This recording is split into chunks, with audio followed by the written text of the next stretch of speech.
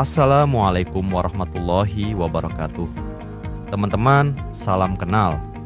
Saya bukan praktisi, bukan akademisi, hanya pengamat yang ingin ikut berpikir dan berkontribusi tentang satu hal yang kita semua dambakan bersama, yaitu kesejahteraan rakyat. Bicara soal kesejahteraan, menurut saya yang kita cari itu sebenarnya sederhana. Usaha bisa jalan tanpa beban hutang, ada hasil tiap bulan, dan masa depan yang jadi lebih pasti.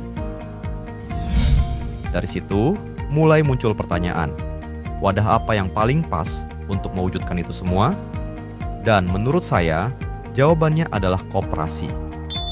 Bukan koperasi yang berfokus pada pinjam-meminjam, tapi koperasi yang berfokus pada usaha dan produksi, yang bisa menghasilkan keuntungan usaha sejak awal, meski belum banyak anggota.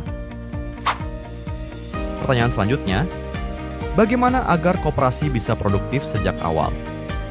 Saya gambarkan begini, sejak awal, koperasi harus sudah punya usaha. Ada perputaran barang, ada transaksi, ada hasil. Untuk itu, tentunya dibutuhkan modal awal. Modal yang tidak boleh jadi beban, bukan pinjaman berbunga, tanpa tekanan cicilan, tapi dikembalikan sesuai kesepakatan dan kinerja usaha.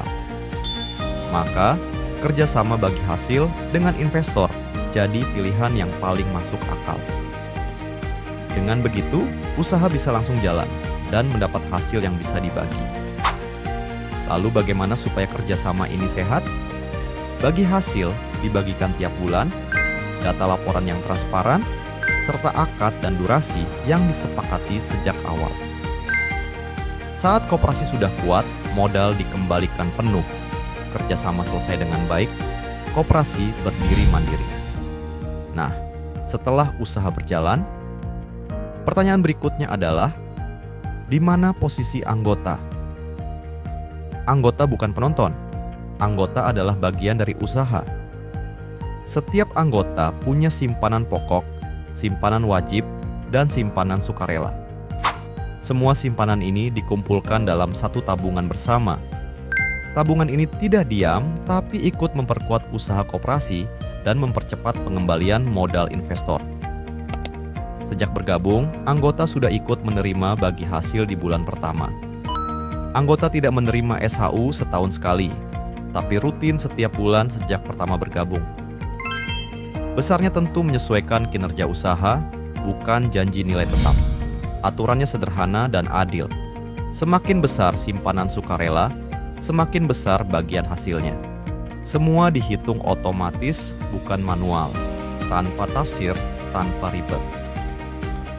Kalau anggota bertambah, usaha makin kuat. Kalau usaha makin kuat, hasil makin besar. Sistem ini akan berjalan dan tumbuh secara alami.